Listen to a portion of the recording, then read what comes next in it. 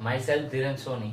આજે આપણે ફિઝિક્સ ની અંદર બેઝિક મેથ્સ થી સ્ટાર્ટ કરીએ.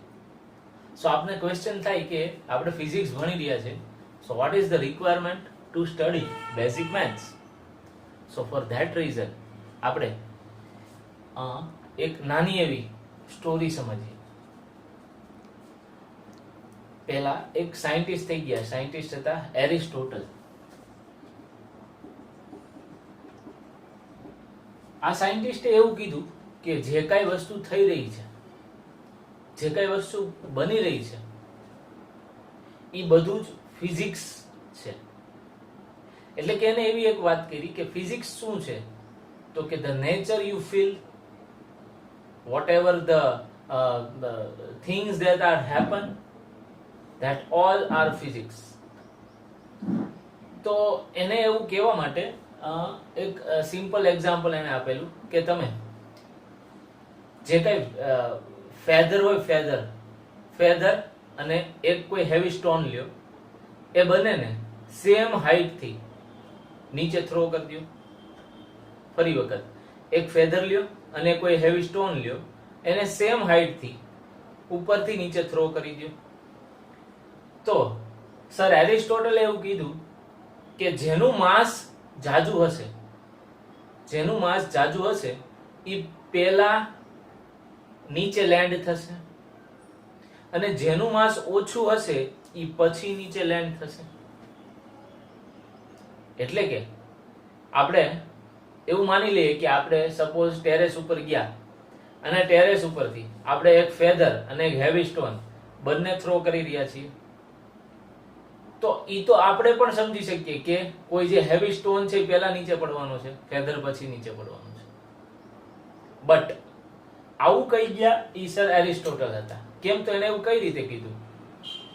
સો in daily routine life he observed similar kind of things. So he told that in the world everything that happens is a physics. But ત્યારબાદ sir Galileo, જેને આપ જાણતા જ હશો, સર ગેલેલિયો એવું કીધું કે આ એરિસ્ટોટલે જે વાત કરી કે જેનું માસ જાજુ હોય એને ઉપરથી નીચે જો હું ફેંકું તો એ પહેલા પડે, એ વાત તદ્દન ખોટી છે એવું કહી દીધું. કોને? ગેલેલિયોએ. તો એની માટેનું પણ એને રીઝન દીધું કે કોઈ ફેધર હોય કે હેવી સ્ટોન હોય કે વોટએવર, હેવી સ્ટોન થી કઈ મોટી વસ્તુ હોય જાજા માસ વાળી, એને જો ઉપરથી નીચે ફેંકું, એને જો ઉપરથી નીચે સેમ હાઈટ થી ફેંકું, તો બંને એક સાથે જ લેન્ડ થશે ફ્લોર ઉપર. હવે આપને ક્વેશ્ચન થાય કેવી રીતે? આવું તો થતું નથી. બટ એને જોડે મેથ્સ લગાડ્યું, અને મેથ્સ જોડે એને એવું કીધું કે આવું ત્યારે થશે કે ફેધર અને હેવી સ્ટોન બંને એક સાથે નીચે લેન્ડ થશે. બટ ક્યારે? જ્યારે વેક્યુમ ક્રિએટ કરવામાં આવે, જ્યારે એર ફ્રિક્શન કેન્સલ કરવામાં આવે, at that time that feather and that heavy stone both landed on the floor at the same time. So Galileo એવું કીધું કે સર ગેલેલિયો એવું કહી ગયા કે જે એરિસ્ટોટલે વાત કરી હતી તદ્દન ખોટી છે, અને જે કઈ ગેલેલિયોએ પ્રૂફ આપ્યું, જે કઈ એનું પ્રૂફ આપ્યું, જે કઈ એને વાત કીધી, એની અંદર વેક્યુમ ક્રિએટ કરવા માટે જે કાંઈ પાર્ટ એને કેલ્ક્યુલેશન કર્યો એ પ્યોરલી મેથ્સ ની હેલ્પ લઈને જે કાંઈ ફિઝિક્સ નો જે કાંઈ સ્ટેટમેન્ટ કહી ગયા હતા સર એરિસ્ટોટલ, એને રોંગ કહી અને એનું પ્રૂફ પણ એને આપ્યું. સો આપ સમજી શકો છો કે from the time of Galileo physics જોડે મેથ્સ હેવીલી કનેક્ટેડ થઈ ગયું. હું આપને એમ કહું કે maths is a language of physics. Maths is a language of physics તો પણ ખોટું નહીં હોય. Maths is a soul of body of physics તો પણ ખોટું નહીં હોય. હું એક પણ સ્ટેટમેન્ટ વધારે નથી બોલતો. હું જે બોલું છું એ બધા જ સ્ટેટમેન્ટ આપ ક્યાંક ને ક્યાંક કોઈ બુકમાં જોઈ લેશો. ક્યાંક ક્યાંક બુકમાં તો એવું પણ કહી દીધેલું છે કે maths is the queen of physics. So આ ત્યારે જ કહેવાનું હશે કે ક્યારેક કે જ્યારે મેથ્સ ટુ ફિઝિક્સ ની અંદરનું ઇમ્પોર્ટન્સ બહુ હેવી હશે. અને આપ જાણો છો એમ આપણે અત્યારે બેઝિક મેથ્સ સ્ટાર્ટ કરવા જઈ રહ્યા છે. વાય? આપણે જે કઈ ફિઝિક્સ નો બેઝ અત્યારે ક્રિએટ કરી રહ્યા છીએ એ બેઝિક મેથ્સ દ્વારા તૈયાર કરી રહ્યા છીએ. તો એ બેઝિક મેથ્સ દ્વારા જે કઈ આપણે અત્યારે બેઝ ક્રિએટ કરશું એ બેઝ આપને ચોક્કસથી 11th 12th સાયન્સ બંનેની અંદર કામ લાગશે. અને એક બીજી વાત આપને કહું કે જે કઈ પાર્ટ 10th સુધી આપ મેથ્સ નો ભણ્યા ત્યાંથી 11th ના ફિઝિક્સ વચ્ચે થોડોક ગેપ રહી ગયો છે. થોડોક નહીં, આમ તો ઘણો ગેપ રહી ગયો છે. એ હું આપને ટોપિક કહીશ કે આપણે કયા કયા ટોપિક ભણવા જઈ રહ્યા છે ત્યારે આપ ખુદ ફીલ કરશો કે હા આવું તો અમે 10th સુધી ભણ્યા જ નહોતા મેથ્સમાં, અને એ બધાનો યુઝ 11th 12th ના ફિઝિક્સમાં આવશે. તો જે કઈ સ્ટુડન્ટ બી ગ્રુપ સાથે ભણી રહ્યા છે ઈ લોકોને આ બેઝિક મેથ્સ દ્વારા એટલું મેથ્સ મળી જશે કે જે નીટ માટે અગત્યનું છે. કે જે કઈ મેથ્સ ફિઝિક્સ નું અન્ડરસ્ટેન્ડિંગ લાવવા માટે જરૂરી છે. નહીં એનાથી હું વધારે આપું કે નહીં ઓછું આપું. અને હા, એ ગ્રુપ વાળા સ્ટુડન્ટ પણ આ બધી વસ્તુ આગળ જતા ભણવાના જ છે, but they will study in standard 12th. જેમ કે કેલ્ક્યુલસ નામનો એક ટોપિક આવવાનો છે જેનો ફિઝિક્સમાં બહુ જાજો યુઝ થાય છે, બટ એ ગ્રુપ વાળા તો ઈ જે કેલ્ક્યુલસ વાળો ટોપિક છે એ તો 12th ની અંદર ભણવાના છે. અને મેં આપને કીધું એમ કે આપને કેલ્ક્યુલસ નો અને જે કઈ બેઝિક મેથ્સ નો જે કઈ ફંડામેન્ટ છે એ ફંડામેન્ટલ આપને 11th ના ફિઝિક્સમાં ઉપયોગી થવાનું છે, યુઝફુલ થવાનું છે. તો આપ સમજી શકો છો કે જે કઈ lectures from now onwards basic maths આપને મળી રહ્યા છે એ બધા લેક્ચર્સ ખૂબ જ અગત્યના છે.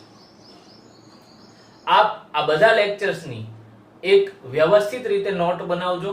નોટ્સ, આ બધી જ નોટ્સ ઈ નોટમાં નોટ ડાઉન કરજો. અને આઈ પ્રોમિસ કે ઈ આખી નોટ આપને 11th અને 12th સુધી ખૂબ જ કામ લાગશે.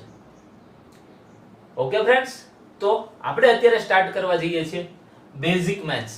તો પહેલા તો આપણે એ સમજી લઈએ કે બેઝિક મેથ્સ ની અંદર which are the topics that we will cover. So firstly we will cover algebra.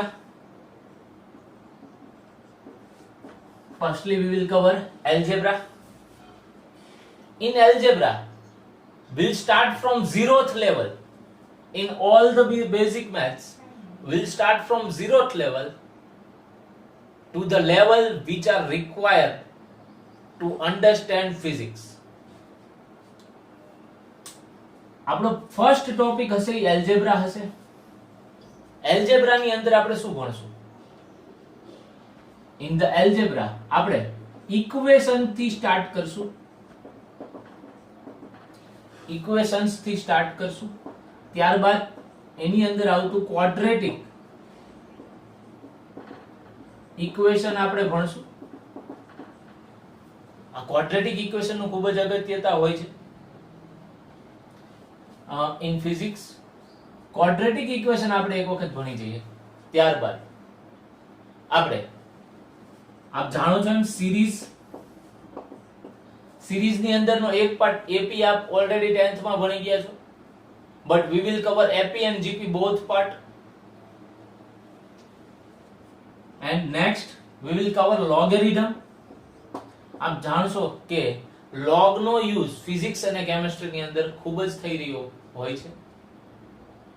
સો આપણે આ લોગ ની બેઝિક અન્ડરસ્ટેન્ડિંગ લઈ લેશું. હું અહીંયા જે કઈ ટોપિક લખી રહ્યો છું આ બધા ટોપિક સિવાયના પણ ટોપિક્સ ચાલશે કે which are the useful for the physics, but એ બધા જ ટોપિક જ્યાં સુધી જરૂરિયાત હશે, જે લેવલ સુધીની જરૂરિયાત હશે એટલા જ ચાલવામાં આવશે. એટલે કે કોઈ હેવી બર્ડન એનો નહીં તમને દઈ દેવામાં આવે. અને આ બધો ડેટા હું પણ કમ્પ્રેસ કરીને આપના સુધી પહોંચાડીશ કે જેથી આપની પાસે કોઈ યાદ રાખવાનું હેવી લગેજ બર્ડન ન થઈ જાય. ત્યારબાદ લોગ ભણી અને આપણે બાયનોમિયલ થિયરમ સ્ટાર્ટ કરશું. હવે જે કઈ બાયનોમિયલ થિયરમ છે એ તો 11th વાળા એ ગ્રુપ વાળા સ્ટુડન્ટને મેથ્સમાં આવવાનો જ છે, બટ બી ગ્રુપ વાળા ફર્સ્ટ ટાઈમ જોશો આ બાયનોમિયલ થિયરમ શું છે. હવે આપણે અહીંયા સુધી તો જાણતા હોઈએ કે a+b⁵ કે 4 લગી આપણે કેલ્ક્યુલેટ કરી લેતા હોઈએ, but what if I will tell that a+b⁵n? So we can calculate a+b⁵n by using binomial theorem. આપણે આ બાયનોમિયલ થિયરમ નો જસ્ટ જે ફંડામેન્ટલ કન્સેપ્ટ હશે એ જ ભણશું, નહીં કે આખું ચેપ્ટર જે 11th માં આવવાનું છે એ ગ્રુપ વાળાને. આપણે જે ફંડામેન્ટલ રિક્વાયરમેન્ટ છે ફિઝિક્સ માટે એટલો જ ભણશું. After binomial theorem, so I think that all the algebra part should be complete. After the algebra part we'll start trigonometry, the most IMP topic in physics. We'll start trigonometry. Okay, in trigonometry we'll discuss about all the angles, all the quadrants, and the basic equations of sin theta, cos theta, tan theta, which are very much required in calculus also. So એક વખત આપણે ટ્રિગ્નોમેટ્રી સરખું ભણશું, ત્યારબાદ જે આપણે calculus ભણવાના છીએ ઈ calculus નો ભાગ એકદમ ઈઝી થઈ જશે. આની અંદર આપણે કેલ્ક્યુલસ એંગલ્સ ભણશું, ત્યારબાદ એના જે કઈ બેઝિક ફોર્મ્યુલાસ છે ઈ સમજશું with proper understanding from unit circle. After studying trigonometry we'll start coordinate geometry. We'll start coordinate geometry.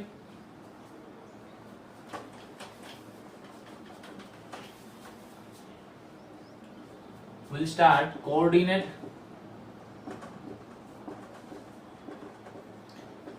geometry. Acha, which are the topics that we'll cover in coordinate geometry? We'll cover Cartesian plane, we'll cover line, we'll cover circle, we'll cover conic section. So we'll cover Cartesian plane, all the triplets. How can we show all the triplets in Cartesian planes? Then line, basic fundamentals of line, basic fundamental of circle, basic fundamental of conic section, which are heavily requirement to understand the figures which will come in the example of physics. So all these fundamentals will very much useful in the examples of physics. After studying after studying coordinate geometry in conic section, we'll cover next fourth topic is function. So some of you guys are aware with function, or some of you didn't know about anything about function. So function શું છે function કોઈ એવી વસ્તુ છે કે જેની અંદર હું કોઈ ઇનપુટ નાખું અને ઈ ઇનપુટ મારે જે કઈ આઈડેન્ટિટી વાળું ફંક્શન જોઈએ છે, મારે જે કઈ ફંડામેન્ટલ્સ વાળું ફંક્શન જોઈએ છે, તો ઈ જે કઈ ફંક્શન્સ ની અંદર આપણે આની આ ઇનપુટ ની અંદર જે કઈ આઈડેન્ટિટીઝ, જે કઈ આપણી બેઝિક રિક્વાયરમેન્ટ્સ છે કે જે આપણે આ ઇનપુટ ને અહીંયાથી પાસ કરશું અને આઉટપુટમાં આપણને આ ઇનપુટ જોડે જે કઈ ઈ બેઝિક આપણી રિક્વાયરમેન્ટ્સ છે ઈ આના જોડે કનેક્ટ થઈ અને આઉટપુટમાં મળશે. આ ખૂબ જ અગત્યનો ટોપિક છે. Again, these all are the topics which are very much required to understand the examples of physics. Okay friends? And next, fifth point, but the most IMP point of the basic maths, that is calculus. Okay, now what is calculus? એટલે હું એમ કહું છું કે આપ જે લોકો 10th ના maths સુધી ભણેલા છો, 10th ના મેથ્સ સુધી કેલ્ક્યુલસ નામનો કોઈ ટોપિક જ નથી અને ઈ હેવીલી યુઝ થાય છે ઇન 11th સાયન્સ. સો આપે પહેલા ઈ તો ભણવું જ પડે તો જ ઈ બેઝ ક્રિએટ થશે. જેમ કે હું વાત કરું કે કેલ્ક્યુલસ ની અંદર આપણે પહેલો ટોપિક ભણવા જશું ડિફરન્શિએશન. અચ્છા, what is differentiation? In a short, suppose કરીએ કોઈ આ ફિગર છે, આ ફિગર આપણે જાણતા નથી કઈ છે, but in somewhere example I want to calculate area of this figure. So મારી પાસે તો આ કોઈ unknown ફિગર છે, એનો કોઈ ફોર્મ્યુલા જ નથી, તો હું આનો એરિયા કઈ રીતે કેલ્ક્યુલેટ કરી શકું? હું તમને એક બેઝિક આઈડિયા આપી રહ્યો છું કે કેલ્ક્યુલસ ની અંદર ડિફરન્શિએશન કે ઇન્ટિગ્રેશન છે શું. આ તો કોઈ અનનોન ફિગર છે મારા માટે કે જેનું હું કાઈ પણ ફોર્મ્યુલા જાણતો નથી, તેમ છતાં મારે આનું વોલ્યુમ ફાઇન્ડ કરવું છે, તેમ છતાં મારે આનું એરિયા સપોઝ ફાઇન્ડ કરવો છે, નોટ વોલ્યુમ, એરિયા ફાઇન્ડ કરવો છે, તો કઈ રીતે કરું? તો આ જે ડિફરન્શિએશન છે ને, એ ડિફરન્શિએશન ની અંદર આપને ટ્રિગ્નોમેટ્રી ની અંદરથી જે કઈ sin θ cos θ યુઝફુલ હોય છે, sin θ કે cos θ કે tan θ, એની મદદથી આપણે ડિફરન્શિએશન કરશું. ઈ ડિફરન્શિએશન ની અંદર આપ જોશો કે આપણે જે કઈ આ એરિયા જોતો છે, આ બધા એરિયા જે અનનોન ફિગર નો એરિયા જોતો છે, એની અંદર આ જે કઈ પાર્ટ્સ છે એને નાના નાના પાર્ટ્સ ઇન સ્મોલ પાર્ટ્સ આપણે ડિવાઈડ કરશું આ બધા પાર્ટ્સ ને. કેમ? તો કે ઈ એક સ્મોલ પાર્ટમાં ડિવાઈડ થશે, ત્યારબાદ હું એને મેઝર કરતો જઈશ કે કેટલો એરિયા છે. આ બધા જે કઈ આપણે સ્મોલ પાર્ટ અહીંયા ક્રિએટ કરી રહ્યા છીએ, ઈ બધા સ્મોલ પાર્ટ્સ આપણે પાડી રહ્યા છે with the help of differentiation. In simple manner we can told differentiation as a hammer તરીકે યુઝ થશે કે ઈ બધા પાર્ટ્સ કરી રહી છે, તોડી રહી છે, બ્રેક કરી રહી છે ઈ ફિગરને. શા માટે? વાય? તો કે એક વખત ઈ બ્રેક થઈ જાય ને આખી ફિગર, આપણને પાર્ટ્સ મળી જશે, એમાંથી આપણે ઈ બધા પાર્ટ્સ નો એરિયા કેલ્ક્યુલેટ કરી લેશું. After calculating the area of that small parts, will connect all the areas of that small parts by using integration. So integration A calculus ની અંદર એક બીજો ટોપિક છે.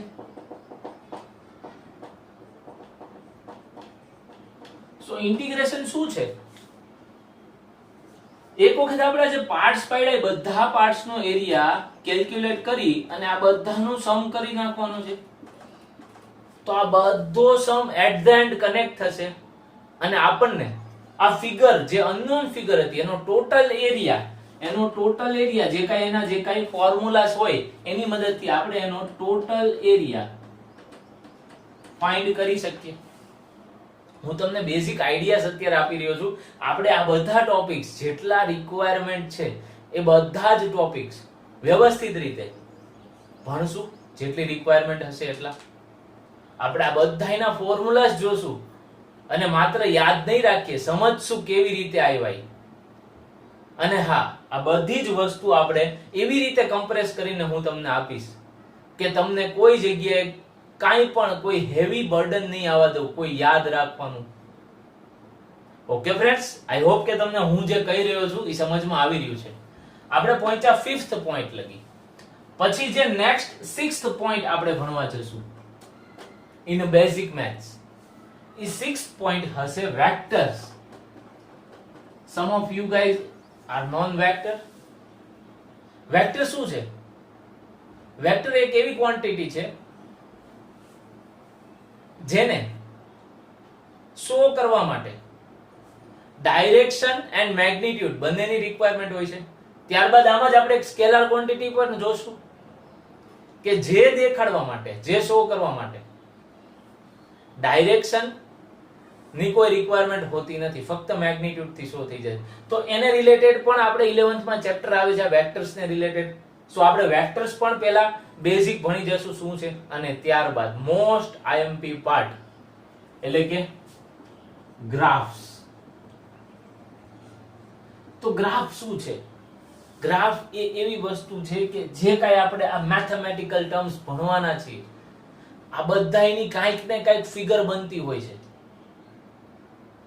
સો આ બધાયને કાંઈક ને કાંઈક ગ્રાફિકલી શો કરી શકાતા હોય છે. જેમ કે કાંઈ પણ ક્વોડ્રેટિક ઇક્વેશન બનતું હોય કે કાંઈ પણ whichever, જેમ કે કાંઈ પણ કોનિક સેક્શનનું ઇક્વેશન બનતું હોય, કાંઈ પણ સર્કલનું ઇક્વેશન બનતું હોય, કાંઈ પણ લાઈનનું ઇક્વેશન, કોઈ પણ ઇક્વેશન બનતા હોય, આ બધા ઇક્વેશનની પાછળ એની એક ફિગર બની રહી હોય છે.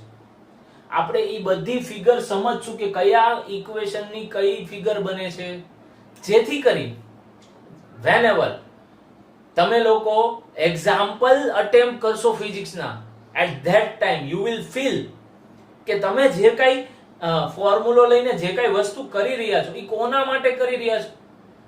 તમે ઇમેજિનેશન પણ કરી શકશો કે અચ્છા આવી ફિગર છે, આવો એનો ગ્રાફ છે, તો આના માટે આપણે ડિસ્કસ કરી રહ્યા છીએ. You will also learn the graphs of sin theta, cos theta, tan theta and all other that. I hope કે તમને મારી વાત સમજમાં આવી રહી છે.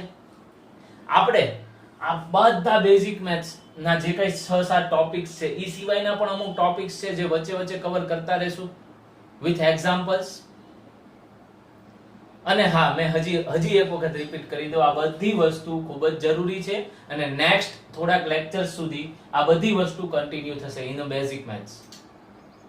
બટ આઈ પ્રોમિસ યુ કે તમને આ બધી વસ્તુ યાદ રાખવાનો કોઈ લોડ નહીં આવે અને ઉલટાનું આપને ખૂબ જ મજા આવશે આ બધું સમજવામાં. ઓકે ફ્રેન્ડ્સ, તો પહેલા આપ જે કઈ આ 6-7 ટોપિક મેં લખ્યા છે આપ એ નોટ ડાઉન કરી લ્યો. ત્યારબાદ આપણે એલ્જેબ્રા થી આજનો ટોપિક, આજનો લેક્ચર સ્ટાર્ટ કરીશું. આપણે અત્યારે જે પહેલા ભણ્યા હતા કે ગેલિલિયો કે જે કઈ સ્ટોરી આપણે સમજ્યા એરિસ્ટોટલ, એ જસ્ટ તમારા નોલેજ માટે હતી, એને કોઈ યાદ રાખવાની જરૂરિયાત નથી. એ ખાલી એટલા નોલેજ પૂરતું હતું કે ફિઝિક્સ ને મેથ્સ ની શું જરૂર પડી. ઓકે ફ્રેન્ડ્સ, તો આલું નોટ ડાઉન કરી દો. ત્યારબાદ આપણે એલ્જેબ્રા થી સ્ટાર્ટ કરીએ. ઓકે, સો આપણે સ્ટાર્ટ કરીએ એલ્જેબ્રા. એલ્જેબ્રા ની અંદર આપણે પહેલા જોવું છે ઇક્વેશન શું છે. ઇક્વેશન એટલે શું? તો કે ઇક્વેશન એટલે કોઈ એવો રિલેશન છે. ઇક્વેશન શું છે? કે કોઈ રિલેશન છે. So by solving this relation we can find one unknown. So by solving this equation we can find one unknown. હવે આપ કહેશો કે ઈ શું? તો કે જો હું વાત કરું કે એક ઇક્વેશન લઈ લઉં, સપોઝ કે 2x + 3 = 0. આ મેં ઇક્વેશન લીધું. આ ઇક્વેશન એ એક રિલેશન થયું.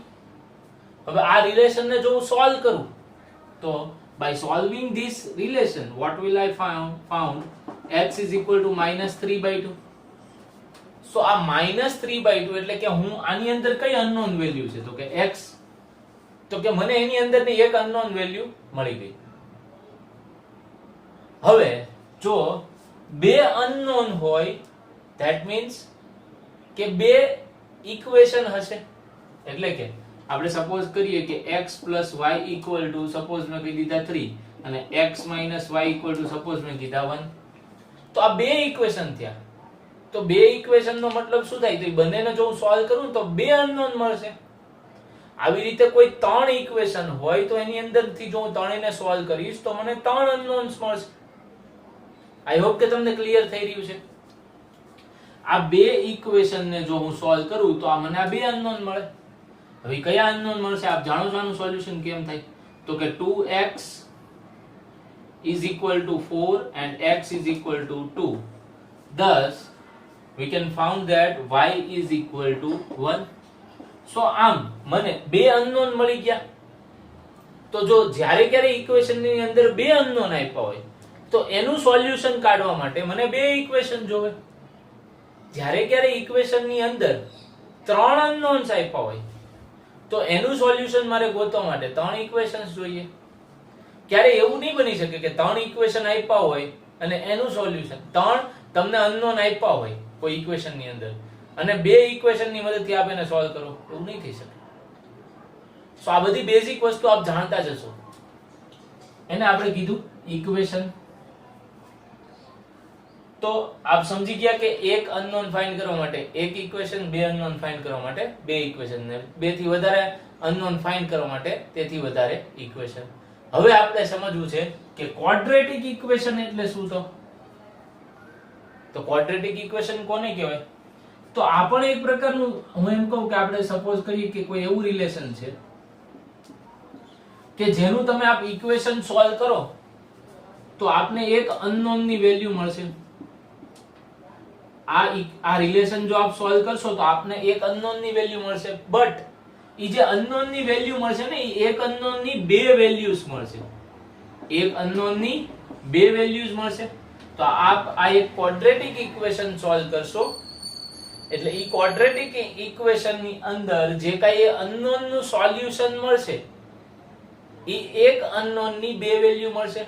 તો આપ ચોક્કસ પૂછશો કે એવું તો કઈ રીતે થાય કે એક અનનોન ની બે વેલ્યુ મળે? તો ઈ સમજવા માટે હું આપને એક નાનકડા એવા એક્ઝામ્પલ તરફ લઈ જાઉં. જેમ કે આપણે સપોઝ કરીએ કે આ કોઈ ફ્લોર છે, આ કોઈ ફ્લોર છે. આ ફ્લોર ઉપર કોઈ h હાઈટ ઉપર, કોઈ h હાઈટ ઉપર એક માણસ ઊભો છે.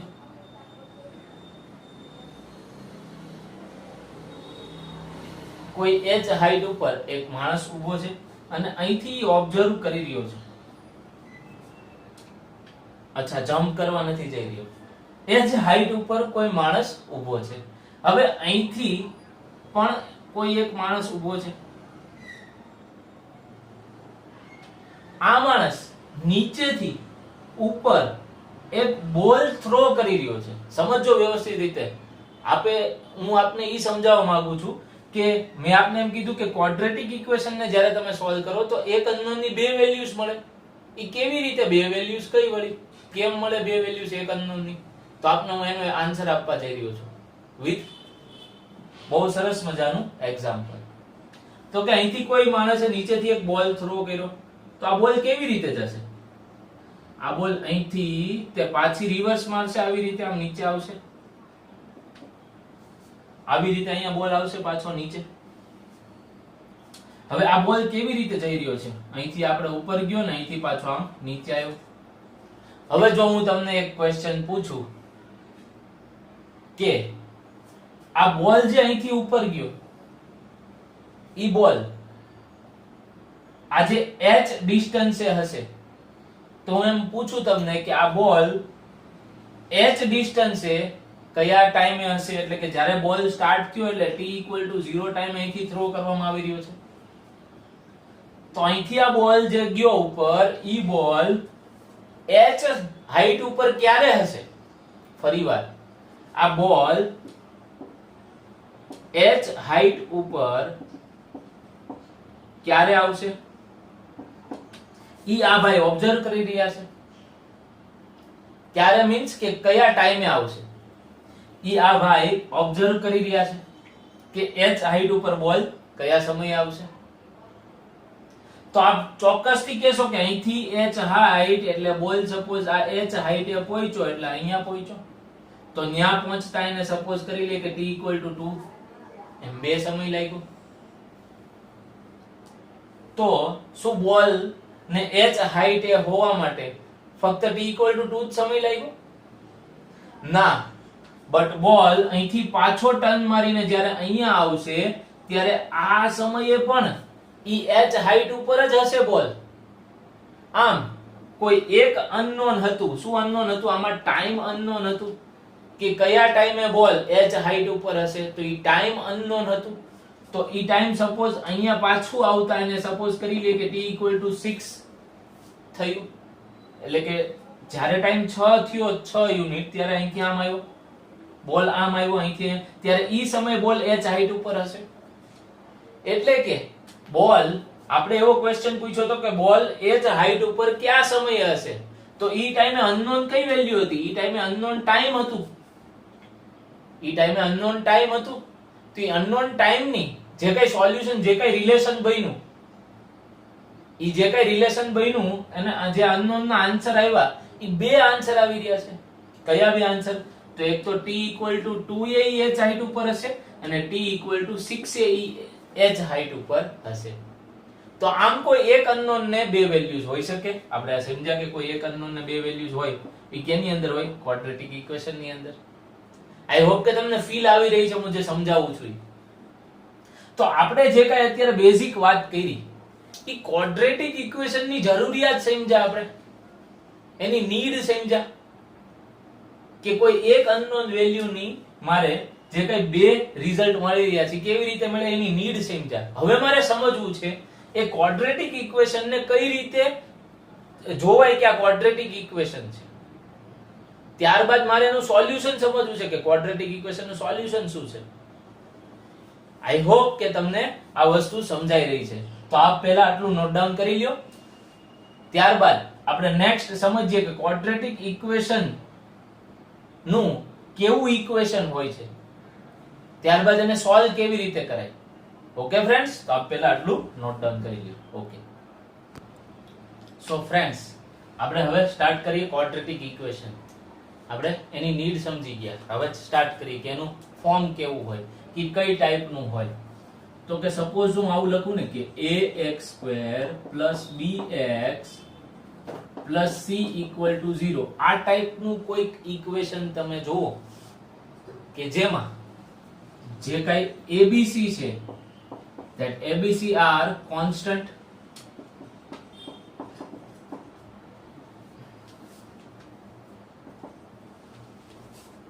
ત્યારબાદ એની અંદર જે x છે ઈ x ઈ અનનોન હોય.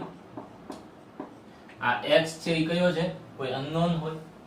ત્યારબાદ જે કઈ x² નો કોએફિશિયન્ટ છે એ કોઈ નોન ઝીરો હોય. નોન ઝીરો કહેવાનું શું રીઝન છે? તો આપ સમજી શકો છો કે જો આ 0 હોય તો આ પાર્ટ કયો વધશે? અહીંયા bx + c = 0 પાર્ટ બચ્યો. તો હવે ક્વોડ્રેટિક નો રહ્યું, તો આ તો સિમ્પલ ઇક્વેશન થઈ ગયું કે જેની અંદર કોઈ એક અનનોન નું એક આન્સર મળી રહ્યો છે. તો આ તો કોઈ એક સિમ્પલ ઇક્વેશન થઈ ગયું કે x = -c/b. તો જ્યારે a = 0 થઈ જાય, આ કેસ લીધો આપણે a = 0, તો આ તો ક્વોડ્રેટિક ઇક્વેશન બન્યું નહીં. સો for that reason a should not be equal to 0. Next, and maximum power of that equation, maximum power કેટલી છે અહીંયા? so કે maximum power is equal to 2 in quadratic equation. તો જો આટલી વસ્તુઓ મેચ થતી હોય, સો સમજવાનું કે આપેલું જે કઈ ઇક્વેશન છે ઈ કયું છે? ક્વોડ્રેટિક ઇક્વેશન છે. આઈ હોપ કે તમને આ સમજાઈ રહ્યું છે. ફરી વખત ક્વોડ્રેટિક ઇક્વેશન છે ક્યારે ખબર પડે? તો કે a b c are constant, જે કઈ અહીંયા a b c છે એ કોન્સ્ટન્ટ હોવા જોઈએ. x છે એ અનનોન હોવું જોઈએ. a does not equal to 0, કેમ એ આપણે સમજ્યા. And maximum power equal to 2. હવે જો મેક્સિમમ પાવર 2 કરતા ઇન્ક્રીઝ થાય એટલે કે જે કાંઈ પાવર છે ઈ જો પાવર એટલે કે મેક્સિમમ પાવર ઇક્વેશન ની જો 2 કરતા વધારે હોય તો એટ ધેટ ટાઈમ ઈ ઇક્વેશન પોલિનોમિયલ કહેવાશે.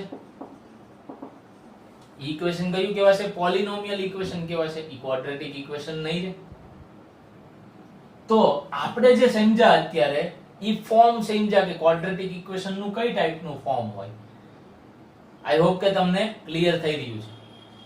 હવે આપણે જે સમજવા જઈ રહ્યા છીએ એ આ ક્વોડ્રેટિક ઇક્વેશન તો સમજ્યા, હવે એનું સોલ્યુશન કઈ રીતે થાય હવે એ પાર્ટ ઉપર જઈ રહ્યા છીએ આપણે. તો કે ક્વોડ્રેટિક ઇક્વેશન નું સોલ્યુશન સમજવું છે આપણે. તો સોલ્યુશન શું આવે ક્વોડ્રેટિક ઇક્વેશન? આપણે એટલું તો સમજી ગયા કે ક્વોડ્રેટિક ઇક્વેશન એક એવું રિલેશન છે કે જેની અંદર એક અનનોન ની બે વેલ્યુ આવી રહી હોય. હવે બે વેલ્યુ કઈ હોય એ સોલ્યુશન મારે જાણવું છે. તો આ બધી થિયરી આપ જાણો જ છો કે આનું સોલ્યુશન આપણે આવી રીતે લખતા કે x1 is equal to minus b plus or minus under the root of b square minus 4ac upon 2a. આ એક ક્વોડ્રેટિક ઇક્વેશન ના જે કાઈ બે રૂટ્સ આવ્યા x1 અને x2, આ બંને ઈ રૂટ્સ છે કે x1 અને x2. તો આમાં સર આપ તો કહેતા હતા ને કે બે અનનોન, કોઈ અનનોન ની બે વેલ્યુઝ મળશે. તો હા આ બે વેલ્યુઝ જ છે. કેમ? તો કે સપોઝ અહીંયા x1 is equal to કઈ વેલ્યુ આવી? તો કે -b plus under the root of b square minus 4ac upon 2a. અને બીજી વેલ્યુ કઈ છે? તો કે બીજી વેલ્યુ છે x2 is equal to -p minus under the root of b square minus 4ac upon 2a. આ એની બીજી વેલ્યુ થઈ, આનો બીજો રૂટ થયો. આમ કોઈ પણ ક્વોડ્રેટિક ઇક્વેશન મેં કીધું તો એમ કે એના કોઈ પણ અનનોન ના બે સોલ્યુશન હશે. તો આ બે સોલ્યુશન થયા. આઈ હોપ કે તમને સમજાઈ રહ્યું છે. હવે આની અંદર નો જે કાંઈ આ b² - 4ac વાળો પાર્ટ છે ઈ બહુ જ અગત્યનો રોલ પ્લે કરી રહ્યો છે. એવું કેમ? તો એ આપણે સમજીએ. આપ સાથોસાથ જ એટલું નોટ ડાઉન કરી લેજો.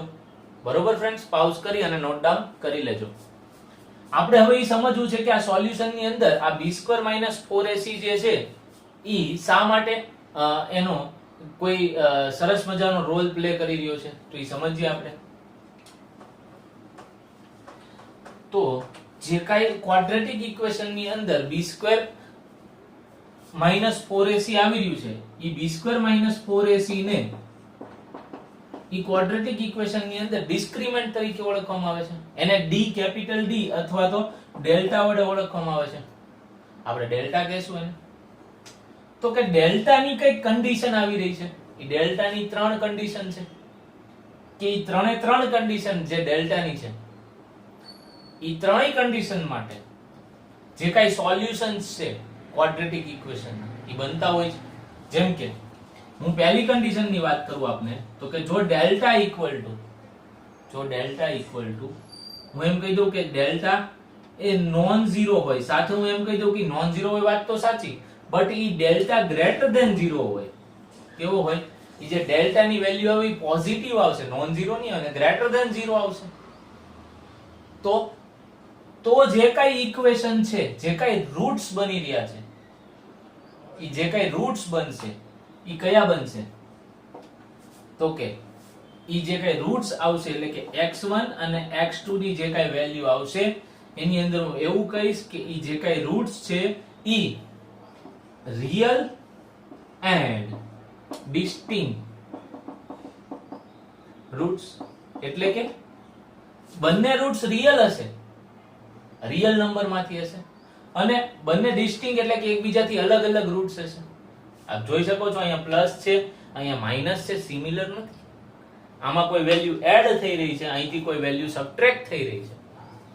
તો કે whenever delta is greater than 0 તો ઈ ક્વોડ્રેટિક ઇક્વેશન ના રિયલ એન્ડ ડિસ્ટિંક્ટ રૂટ્સ હશે.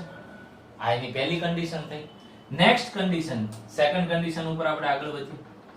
તો કે જો ડેલ્ટા ની જે કઈ વેલ્યુ હોય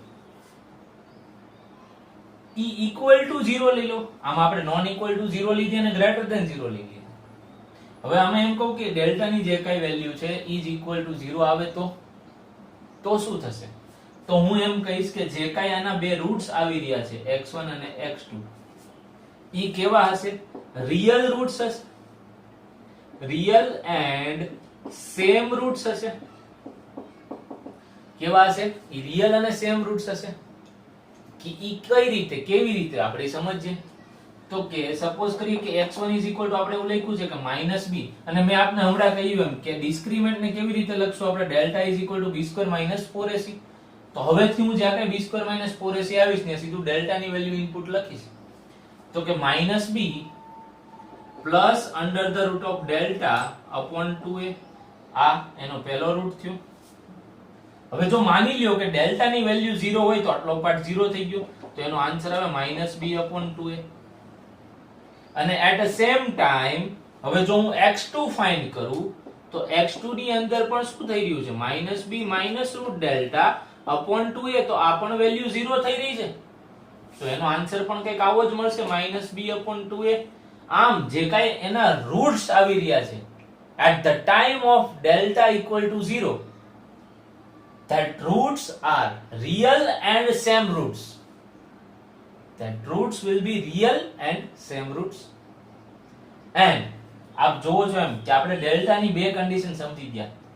હવે આ ડેલ્ટા ની લાસ્ટ કન્ડિશન મારે સમજવી છે. તો એ લાસ્ટ કન્ડિશન કઈ છે એની ઉપર જઈએ આપણે. સપોઝ કરીએ કે ડેલ્ટા ની લાસ્ટ કન્ડિશન, થર્ડ કન્ડિશન આપણે એમ લખીએ. આપણે પહેલી કન્ડિશન જેમ લખી, પહેલી કન્ડિશનમાં આપણે એવું સમજ્યા કે ડેલ્ટા ની વેલ્યુ ગ્રેટર ધેન 0 છે તો રિયલ એન્ડ ડિસ્ટિંક્ટ રૂટ્સ. ડેલ્ટા ની વેલ્યુ ઇક્વલ ટુ 0 છે તો રિયલ એન્ડ સેમ રૂટ્સ. હવે જો આ ડેલ્ટા ની વેલ્યુ હું લેસ ધેન 0 લઈ લઉં, એટલે કે નેગેટિવ વેલ્યુ લઈ લઉં, ડેલ્ટા ની કેવી વેલ્યુ? જો નેગેટિવ વેલ્યુ આવે તો ટિલ 10th સ્ટાન્ડર્ડ આપણે એવું સમજતા હતા, કા એવું બોલતા હતા કે એનું સોલ્યુશન પોસિબલ નથી. આપણે એવું લખી નાખતા હતા આન્સરમાં. બટ જે એ ગ્રુપના સ્ટુડન્ટ્સ છે એ લોકોને આગળ ચેપ્ટર આવશે એટલે એ લોકોને સમજમાં આવશે કે એવું નથી કે એનું સોલ્યુશન પોસિબલ નથી. બટ હા, આમાં આપણે આન્સરમાં હવેથી ફ્રોમ નાઉ ઓનવર્ડ્સ 10th વાળી થિયરી નહીં એપ્લાય કરીએ. આપણે એમ કહેશું કે જ્યારે ક્યારે ડેલ્ટા ઇઝ લેસ ધેન 0, એટલે કે ડેલ્ટા ડિસ્ક્રિમિનન્ટ જ્યારે નેગેટિવ આવે ત્યારે આપણે એવું સમજવાનું કે એના કોઈ રિયલ સોલ્યુશન પોસિબલ, કોઈ રિયલ સોલ્યુશન પોસિબલ નથી. તો એનું કેવું સોલ્યુશન પોસિબલ છે? તો એનું જે કઈ સોલ્યુશન છે ઈ ઇમેજનરી છે. એનું જે કઈ સોલ્યુશન છે imaginary solution, real solution possible નથી. માટે આપણે ફક્ત એવો આન્સર નહીં દઈએ કે સોલ્યુશન પોસિબલ નથી. આપણે એવું બોલશું કે whenever delta is less than 0, at that time આપણે એવો વર્ડ યુઝ કરશું કે રિયલ સોલ્યુશન પોસિબલ નથી. ઓકે ફ્રેન્ડ્સ, તો આજે આપણે ડેલ્ટા વિશેની જે કઈ અત્યારે માહિતી, જે કઈ ડિટેલ્સ સમજ્યા, એ ડેલ્ટાની 3 કન્ડિશન સમજ્યા. તો આપ વ્યવસ્થિત રીતે આટલું નોટ ડાઉન કરી લ્યો. ત્યારબાદ આની આગળ ક્વોડ્રેટિકની આગળ ક્વોડ્રેટિકમાં જ તે ક્વોડ્રેટિક ઇક્વેશનમાં તે હવે જે કઈ રૂટ્સ આવ્યા ઈ રૂટ્સની થોડીક આપણે રમત કરીએ. આપ એટલું નોટ ડાઉન કરો. ઓકે સો હવે આપણે આના જે કઈ રૂટ્સ આવ્યા ઈ રૂટ્સ સાથે થોડીક વસ્તુ જોઈએ કે શું થઈ શકે. જેમ કે આના રૂટ્સ આપણે શું લખ્યા તો કે x1 = -b plus under the root of delta upon 2a. આવું આપણે સમજી ગયા. and x2 is equal to -b minus under the root of delta upon 2a, where delta is equal to b² - 4ac, where delta is equal to b² - 4ac. Okay friends, so now we will consider product of these two roots. So what will we found? x1 into x2, x1 into x2. So we will do the product of these two roots. So we put the value of x1 and x2. We'll found that minus b plus under the root of delta upon 2a and minus b sorry, minus under the root of delta upon 2a. Okay, next. હવે now this 2a and 2a will become 4a square. This 2a and 2a will become 4a square, and this minus b plus under the root of delta and minus b minus under the root of delta. So if I see here minus b plus under the root of delta, minus b minus under the root of delta, તો અહીંયા કઈક identity જેવું દેખાઈ રહ્યું છે આપણને. કઈ identity? તો કે a plus b into a minus b is equal to a square minus b square. આ ટાઈપની આઈડેન્ટિટીનો આપણે અહીંયા યુઝ કરી શકીએ. તો કે જો હું આ આઈડેન્ટિટીનો અહીંયા યુઝ કરું તો કેવું બનશે? તો કે minus b નો square, square of minus b minus root of delta whole raised to square. So we'll get b square, here minus b square will become b square minus this under the root of delta whole raised to square will become delta, upon 4a square, So we'll get here that b square minus, what is the value of delta? Delta is equal to b square minus 4ac. So we'll write down b square minus 4ac upon this 4a square, So if we multiply this minus into this bracket, we'll get b square minus b square plus 4ac upon 4a square. So b square will be cancelled out, and what will be left? 4ac upon 4a square. This 4 also cancel, and this al also cancel. So we'll found that x1 into x2, that means product of the two roots, c upon a. So whenever product of two roots is required, we'll do just c upon a, where c and a are constants, in quadratic equation. I hope કે તમને સમજમાં આવી રહ્યું છે. x1 and x2 આપણે એક વખત મેળવી લીધા. So we'll found the product of these two roots. આપણે નોટ ડાઉન કરી લ્યો. ત્યારબાદ નેક્સ્ટ આપને કામ આપું છું કે જેમ મેં પ્રોડક્ટ ફાઇન્ડ કર્યું, પ્રોડક્ટ ઓફ રૂટ્સ ફાઇન્ડ કર્યા, એમ આપે સમ ઓફ રૂટ્સ ફાઇન્ડ કરવાનું છે કે x1 plus x2 જો હું કરું તો શું રિઝલ્ટ મળે. આપ નોટ ડાઉન કરો, ત્યારબાદ આ કેલ્ક્યુલેટ કરો, ત્યારબાદ ફાઇનલ આન્સર જોશો આપ કે x1 plus x2 કરું તો શું મળે. Okay, so next we want to find x1 plus x2, that means sum of two roots in quadratic equation. So what will I get? I will simply put this value x1 and x2 here. So that is minus b plus under the root of delta upon 2a plus minus b minus root delta upon 2a. So whenever denominator is common, so we can directly numerator. So we'll get minus b plus root delta and minus b minus root delta upon 2a. So root delta will be cancelled out, and we'll finally get that minus 2b upon 2a. So we'll cancel out 2 and 2. So we'll found that x1 plus x2, that means sum of these two roots of quadratic equation will become minus b upon a. So by doing just minus b upon a, we can found directly sum of these two roots. I hope કે તમને સમજમાં આવી રહ્યું છે. એટલે કે x1 plus x2 આપણને directly કેટલું મળી જાય -b upon a. આ ડિટેલમાં આપ સમજશો જ્યારે હું આની પછી એક્ઝામ્પલ સ્ટાર્ટ કરાવીશ. ઓકે ફ્રેન્ડ્સ, તો આપણે આટલું ક્વોડ્રેટિક ઇક્વેશન ની અંદર ભણી ગયા. હવે નાઉ we want to calculate some example. આપ એટલું નોટ ડાઉન કરો. નેક્સ્ટ આપણે કેલ્ક્યુલેટ કરીએ example. Okay, so we'll calculate example of quadratic equation. How to solve this quadratic equation? So simple, to compare this equation with the standard equation ax square plus bx plus c equal to 0. So by comparing these both equation, we'll found that constant a, b and c. So here a is equal to 1. By comparing this equation, a is equal to 1, b is equal to -5 and c is equal to 6. So now firstly we have to calculate that discrement value.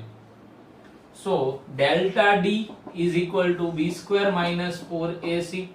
So here b square, so b is equal to -5, so -5 raised to square minus 4, a and 6, 1 and 6. So what will I get?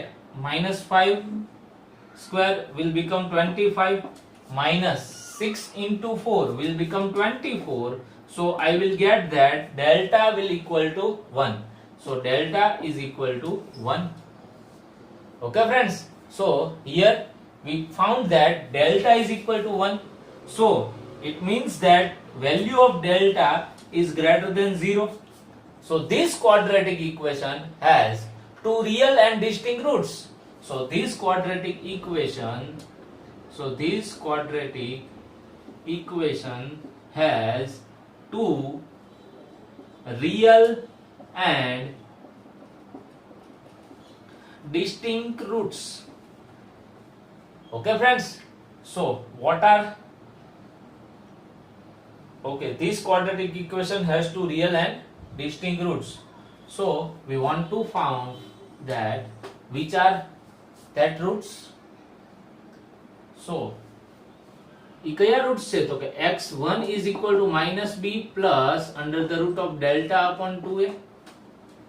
This is the first root of this quadratic equation. So -b, so -5 plus under the root of delta will become 1. Okay, 2, and the value of a is 1.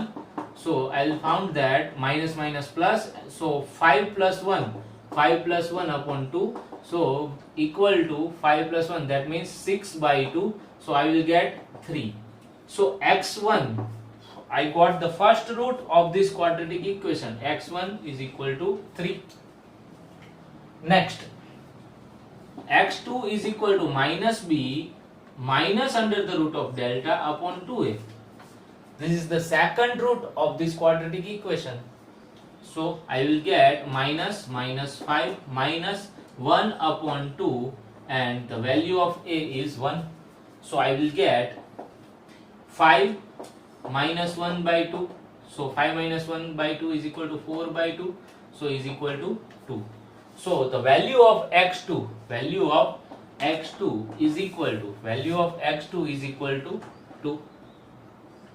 Okay friends, thus we found the roots of the quadratic equation.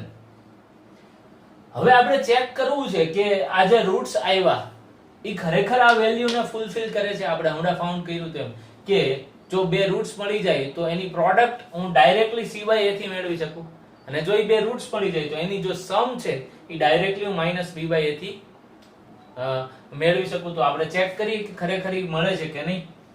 તો x1 into x2 જો કરું તો directly c by a કરું તો અહીંયા આપણે check કરતા જઈએ તો કે જો x1 into x2 માટે હું શું કરું તો કે c by a.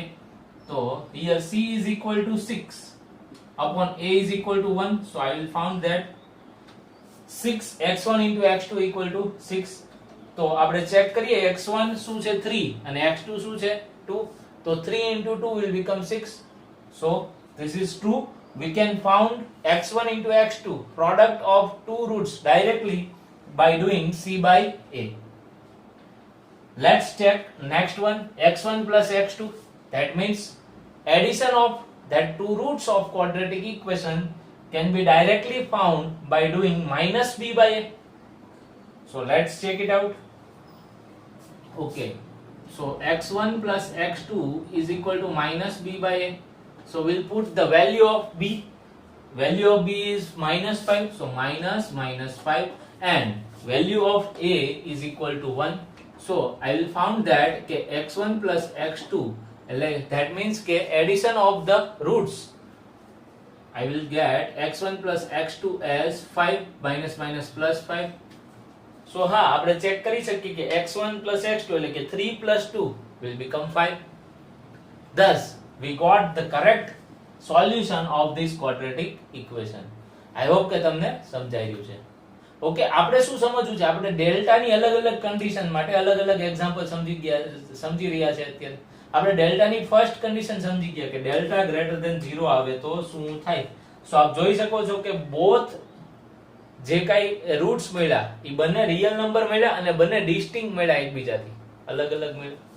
ઓકે, તો હવે ડેલ્ટાની કઈક નેક્સ્ટ કન્ડિશન માટે આપણે કોઈ નેક્સ્ટ એક્ઝામ્પલ ચેક કરીએ. ઓકે, ત્યાં સુધી આપણે એટલું નોટ ડાઉન કરી લ્યો. Okay, so friends, let's see another example. 4x square minus 4x plus 1 equal to 0. Another quadratic example, because here x square નો જે કે coefficient એટલે કે the value of a is equal to 4, so which is not equal to 0. Maximum power of the equation is 2. All the abc are constants and the value of x is unknown. So આ quadratic equation આપેલું છે. So આને આપણે compare કરીએ ax square plus bx plus c equal to 0 જોડે. So we can found that a is equal to 4, b is equal to minus 4 and c is equal to 1. So what will I get? A, b and c. Next I want to found value of delta. Delta is equal to b square minus 4ac.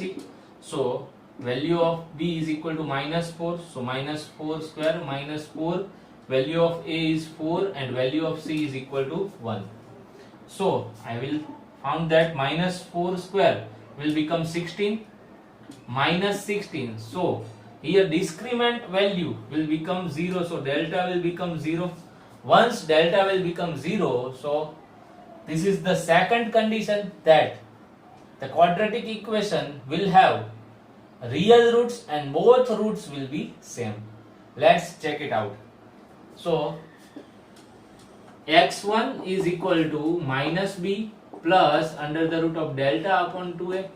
So value of b is equal to minus 4. So I will get that minus 4 plus 0 upon 2 and the value of a is 4. So minus minus will become plus 4 upon 8. So I will get that x1, value of x1 is equal to 1 by 2. So value of x1 is equal to 1 by 2.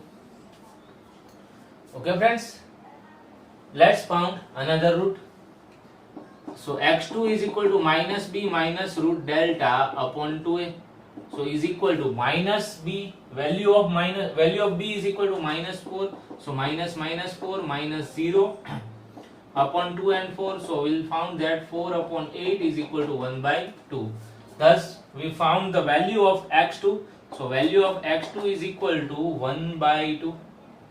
So whenever delta is equal to 0, quadratic equation has two real roots but both the roots are same roots. Value of both roots will become same. So आप note down કરી લ્યો આ example. આપણે delta ની બીજી condition check કરી. Let's move to the next condition of delta. Okay, let's move to the another example. compare this quadratic equation to the standard quadratic equation ax square plus bx plus c equal to 0. We'll found that value of a is equal to 2, value of b is equal to minus 1 and value of c is equal to 3. Firstly, I have to calculate delta, value of discriminant. So delta is equal to b square minus 4ac. So here I found that minus 1 square minus 4, 2 and 3. So 1 minus 4 2s are 8, 8 3s are 24. So I will found that value of delta is equal to minus 23. Thus I found negative value of delta. So delta will become negative. That means less than 0. So આપણે શું કહેશું અહીંયા delta less than 0 આવી ગયું. So આપણે કહેશું કે there is no real